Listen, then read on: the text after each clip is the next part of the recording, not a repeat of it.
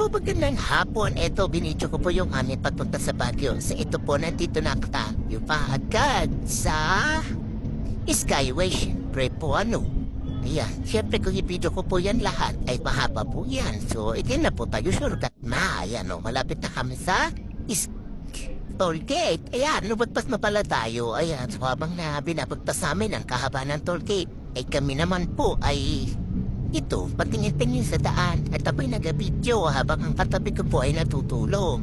So hayaan na po natin siya, huwag po natin istorbohin ang madam ako. Ito, ang hita po at yung katabi ko yung si madam ko. So fast forward po tayo, ito na gabi na. Aha, ay ang bilis na po ba?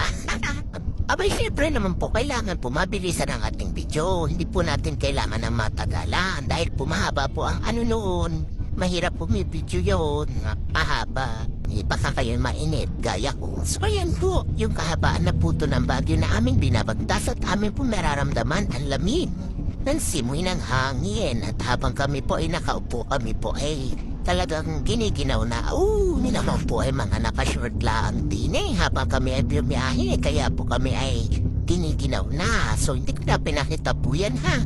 Makakahiya naman po sa inyo kung makita nyo pa. Malapit na po kaming bumaba. So ito na po at maraming salamat pa sa